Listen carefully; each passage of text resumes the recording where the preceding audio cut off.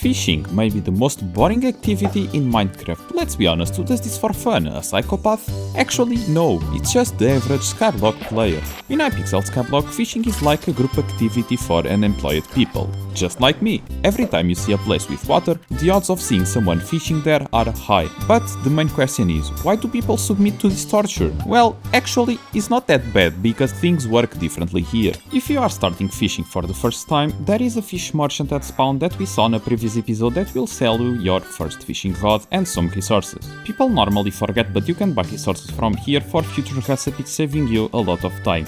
Just don't forget there is a daily limit for how many you can buy. In this series we explored all of the main island except 2 areas as you can see on the progress map, and today we are going to start by exploring one of those areas because it's related to fishing. If you go to the Colosseum and turn right, there is the wilderness, a very fairy type looking forest. At the entrance there will be some workers that will give you some info about the future update that is related to fishing and is going to be released when this video is also going to be released, just great timing. But if you walk a little further, you will see an house in the middle of a lake, with a fisherman at the entrance. He asked us to get 5 clay by fishing in this lake, and this is a great timing to start talking about fishing locations. In this game, if you fish in different places, you will get different loots. This first one is known as the clay pond, this exact place where we are fishing right now. As the name tells, the only thing that it does is increasing the odds of getting clay, so pretty useless unless you want to craft a clay minion. Then there is the fairy pond, a place where you can get the fairy armor, but I would not recommend getting it here because there is an easier way to get it that I will talk later. And at last, there is a lake in the Birch Park, a place that we still did not visit in this show, but it's still a starter location and where you can get the squid pet. There is also other special locations, but I don't consider them starter locations, so it's for the future and another video. If you try to fish in another place with water, they will all have the same drops according to the wiki, so some regular resources, coins and other drops. Going back to the game, after fishing my first piece of clay, we unlocked the first collection, and in this episode we will unlock all of the fishing collections except one, and I will advise you to very carefully checking them every time you unlock a new level of any of the fishing collections because they might have very useful items for you. And after fishing all of the clay for the fisherman, he gifted me my first special rod, the prismarine rod. In this game there are like 15 different rods, but we only need to talk about 8 of them. The others are just for very specific activities for experienced players. The first one is the prismarine rod. By the way, I am going to present them by order from the weakest to the strongest, and if you are on Ironman like me, you need to get them almost by order to progress, but if you can skip them, great! When looking at the fishing rod, there is 3 things you need to check. First, the stats. There is a fishing speed stat, basically increases your fishing speed, the highest the better, and the most important stat, the sea creature chest that I will mention later, and it is what makes fishing fun in Hypixel. There is also a requirement fishing level for you to use the rods that you can check on the skill level menu, so careful, if you want to buy already the best one from the market, just make sure you can use it first by having the required level. After the prismarine rod, you should get the sponge rod, basically increases the chance of getting a sponge. Then the speedster rod that gives you speed, and then the farmer's rod that can spawn farm animals. But those rods are just starter rods. In my opinion, you should aim always to get the next 4 fishing rods because all of them are the best in the game. Basically, to get the next level, you will need to get the previous one. So your aim is always to go for one like the challenging rod, because this is already the best in the game. You can upgrade it for the next tier and then the next until you reach the last one. Of course, if you are not on Ironman, you can just buy already the best, just be careful because of the requirements. So after understanding a little about the rods and stats, I would advise you just to explore a little of the area. You will eventually find the fairy pond, and with it the fairy who will introduce you for the first time fairy souls. In a previous episode we actually found one, and I told you it was for the future, and that is now. There is not much to tell you, but fairy souls are collectibles that you find on the map. Each island has a set number of fairy souls that you can check on the player's menu, and you should try to find them all. You can check your full progress on the quest menu, and there is even some special fairy souls that can get by fishing, for example. In return, every 5 fairy souls you get and give to the fairy, you will get a bunch of XP to level up, and you can even upgrade your backpack storage. Before going back to fishing, because it's the main point of this video, I explored the rest of the forest to find some other people. In one of the houses I found Shifty, just a bartender who sold me like something that sounds like potions. Then I found Lucius, a guy that is responsible for the most legal activities in Skyblock.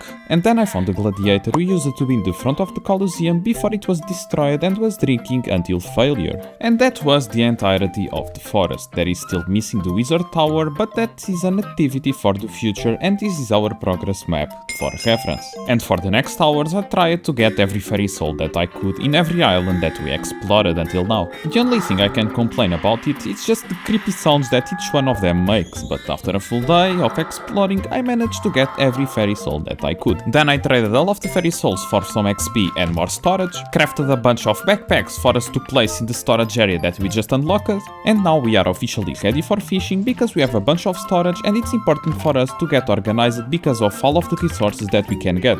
And now it's time to reveal why people like to fish in this game, and the answer is sea creatures that you can get and need to kill. It's just regular mobs in general.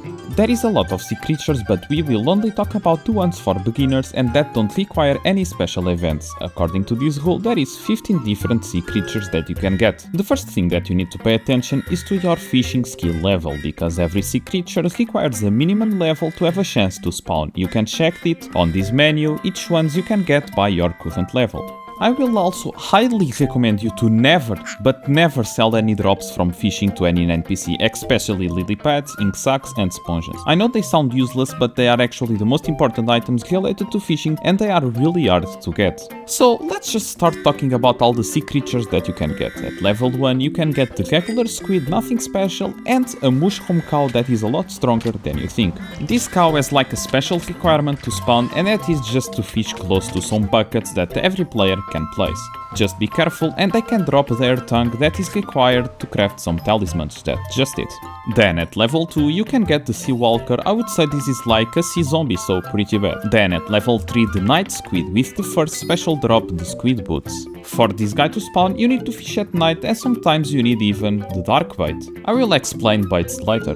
Then at level 5 you can spawn just the regular Sea Guardian. Then in the level 7 you can spawn the Sea Witch that can drop a full set of fairy armor. That's why I told you before it's not worth to get the armor in the fairy pond. It's much easier to just kill this mob. At level 9 you will get the Sea Archer, just a sea skeleton. Then at level 11 a zombie in a chicken that can drop the first fully upgraded enchanted book. First of all, the fishing rod has its own unique enchant, and in the enchanting table we can enchant our rod, but there is a limit of 5 levels, but some sea creatures can drop the highest version of that enchant, and this one drops like Magnet 6. I would recommend saving these books until you craft the first level of the best fishing rod in the game. Like I told you before, by the way, when you upgrade this rod all of the enchants will stay, so don't worry. At level 13 you will get the Catfish, just a cat. At level 15 the Carrot King, who can drop a special enchanted book, and the Rabbit Hat. But for him to spawn you will need the Carrot Bait. At level 16 you can get the Sea Leech, a very annoying one.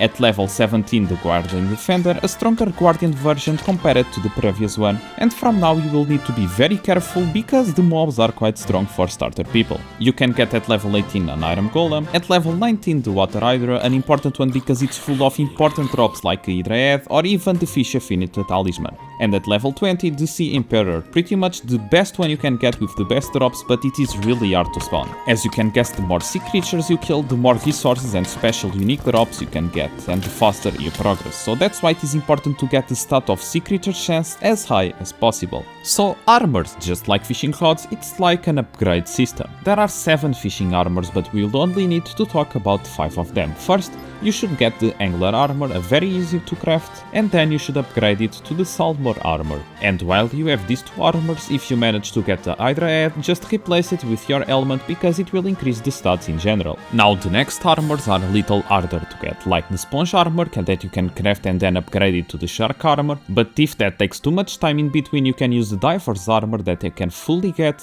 by killing 24 Sea Emperors, because they are granted to drop the Emperor's Skull, and that's the only item that you need to craft the diver's armor. At the beginning of the game, killing mobs might be hard for you, so I will give you some tips. If you go to the spider's den, there will be always people in this place, especially when it's raining, because it doubles your fishing speed. Just let all of these nerds kill the stronger mobs for you, you will get all of the drops still and all of the XP even if you don't kill them by yourself. Just always pay attention to your collections because you can unlock useful items like baits for example, they can be easy crafted and they will increase your fishing speed for example, or spawn special mobs like the night squid or the carrot king. To use them, place them in this bag that you will eventually unlock, check this little thing and they will be used automatically. And you are pretty much set to play by yourself. I managed in 1 or 2 full days to get until fishing level 20, I also managed to get all of these special drops from all of the sea creatures that we can get. Also got the dolphin pet that you get for free when you fish 500 sea creatures, and it is probably your first fishing pet unless you are very lucky. Also got a bunch of talismans. First I figured out that this thing from the last episode is a talisman, and I upgraded this ring to an artifact reducing fall damage. Then I got this one from the Hydra that gives you 10 plus fishing speed. Then I crafted the talisman and the ring from the mushroom cow drops. Then the healing talisman that you can craft with lily pods, and then the sea creature talisman that reduces the damage taken from sea creatures. And now I need to upgrade our spreadsheet with all of these new talismans. Just don't forget to place all of the useless items in the museum because you will unlock some of them by doing the collections.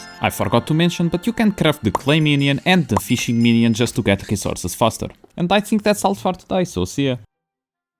I hope you enjoyed, and this week I wanted to entering in fishing because there will be a massive upgrade related to fishing and with new islands and new stuff, and it's probably the next video.